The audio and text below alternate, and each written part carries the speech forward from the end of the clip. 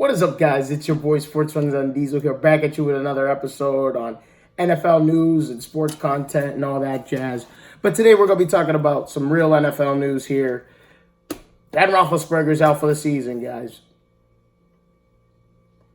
So here's my big thing with this is, there was the question of him might needing surgery. He is going to need surgery. He's going to be out for the season with this this elbow surgery. I'm not too sure particularly on what the exact injury is and what he exactly needs surgery on, other than it's his elbow.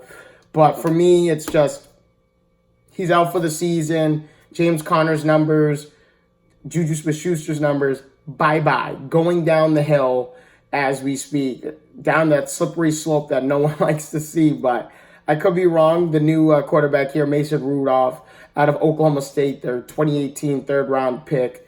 The 6'5", 235-pound quarterback is more than ready to do this. They say some of his teammates have called him an absolute madman in his preparation for this absolute moment. And here it is. He's got 14 more games in the NFL season to prove himself and to prove that he can be the successor of this Pittsburgh Steelers offense.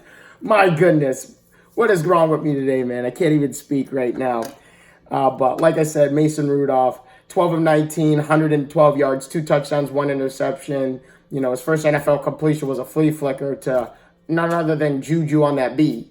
So he almost led this team to a comeback. Unfortunately, they lost to Seattle 28-26 yesterday.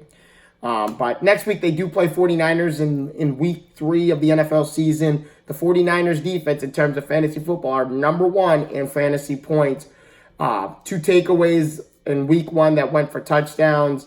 This week, they didn't have as big of a, defensive paralysis as people have been saying they are, but they're averaging 18 points a game in fantasy football leagues right now. So, so if you're in a deep league, 16, 18, 20 team league, absolutely do not go after Mason Rudolph yet. Give him a chance to prove himself, even though it looks like he's proved himself already with 2 touchdowns, 1 interception here. But only time's going to tell at how good he is when he's got guys who are over 300 pounds and running a 4.4, 4.5, 4.6 speed at him constantly. But next week will be a good test for Mason Rudolph here, and as his first NFL official start to begin his NFL career. Also, in terms of news, James Conner with an injury. I believe it's his right knee. They're doing an MRI to see the severity of the injury. But in my personal opinion, they have him listed as questionable so far right now. But as the week progresses, we'll see how active he is in practices and stuff. But if he misses a couple of weeks, that means Jalen Samuels is up, next man up, as they always like to say. And Jalen Samuels, I think, will have no trouble with touches, getting yards, even being effective in the passing game as well. But for me, with the new quarterback, expect Juju, expect James Conner, and expect James Washington's numbers to dip just slightly down because you got a new quarterback a new quarterback who's trying to figure out the ropes. But like I just said earlier, Mason Rudolph is more than prepared for this, and he's ready to do it. Also, in terms of fantasy football news or NFL news overall, we have Drew Brees, who's going to be out for 6 weeks here, injuring the thumb in his throwing hand, which is a very unfortunate injury. Backup quarterback Teddy Bridgewater. The real question is, can Teddy Bridgewater get used to the pressure and the game speed like he once did when he was a rookie in 2014 and in 2015 when he was with the Minnesota Vikings? And, he was Rookie of the Year 2014, was a 2015 Pro Bowl selection with 14 touchdowns, 9 interceptions, over 3,000 passing yards.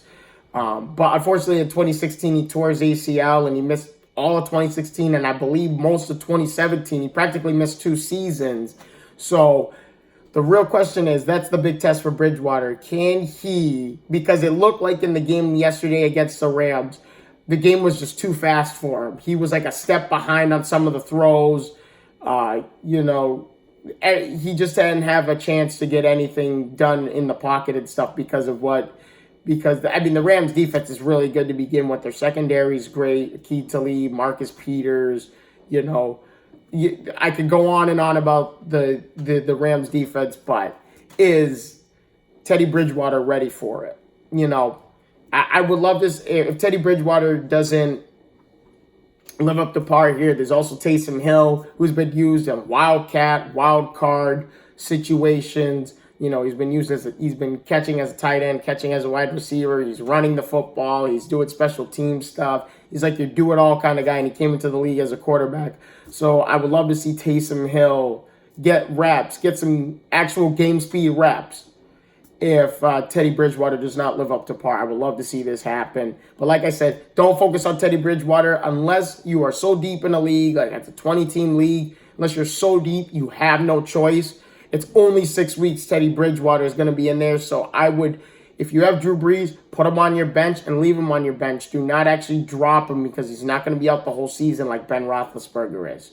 So that's my big thing here. But also, like I said, with James Conner, Juju Smith-Schuster, and James Washington, their numbers are going to dip. I do believe Michael Thomas, Kamara, Ted Ginn Jr., and Jared Cook's numbers will dip. Right now, if you have Jared Cook starting, put him on the bench right now. By far, put him on the bench. I'm done watching Jared Cook. I watched the game yesterday between them and the Rams, and he must have dropped like 4 passes in the first half. He probably dropped like 6 or 7 throughout the whole game. If he even had that many targets. But when you start dropping passes like that, you lose your confidence, and then the quarterback loses confidence in you, so he's going to stop throwing the ball to you. So no matter how many targets Jared Cook had yesterday, he dropped a lot of targets, and I would just leave him on the bench right now because he's not living up to par. They have him projected like 10, 11, 12 fantasy points a game, and he's not even touched. Yeah, I don't think he's even touched 10 fantasy points yet, one game this season yet. So stay away from Jared Cook. And obviously, there's the most obvious news. Antonio Brown's officially a New England Patriot now. 4 catches, 56 yards, 1 touchdown in his first game as a New England Patriot. The million-dollar question is Antonio Brown Tom Brady's number 1 target over his most trusted target, Julian Edelman? And I had a discussion with this with someone who commented on one of my videos on my Facebook page, and the answer is absolutely yes.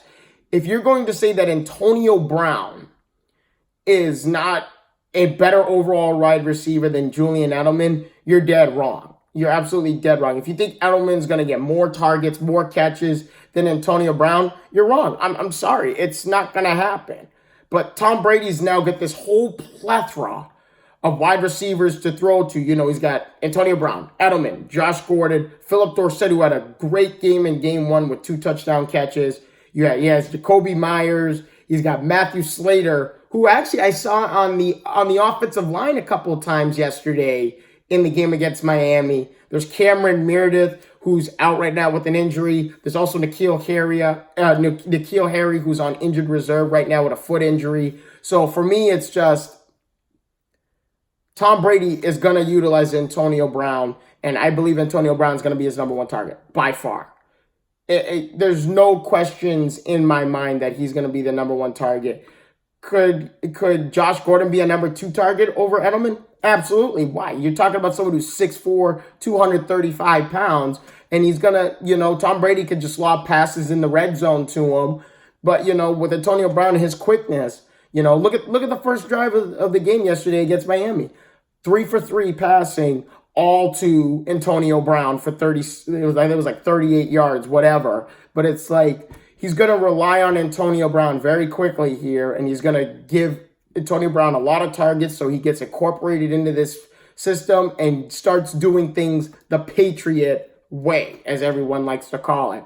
So that's my thing, but by far, Antonio Brown is Tom Brady's number 1 target, hands down. I have friends who love Julian Edelman. Guess what? I'm sorry. It's all going to be Antonio Brown. It's unfortunate. I hate to say it. It's Antonio Brown. He's the number 1 target on the Patriots right now as a wide receiver. You're talking about someone who has 6 straight 100-yard catch seasons. Also, all 6 of those seasons with 1,000-yard receiving seasons. He's a top 3 wide receiver the last 7 years. It's like, Edelman on the other side, there's that Brady-Edelman connection. Brady, Edelman's Brady's most trusted wide receiver. But the thing is, Antonio Brown has never been seriously hurt. Antonio Brown has completed 5 seasons, never missed a game for 5 seasons.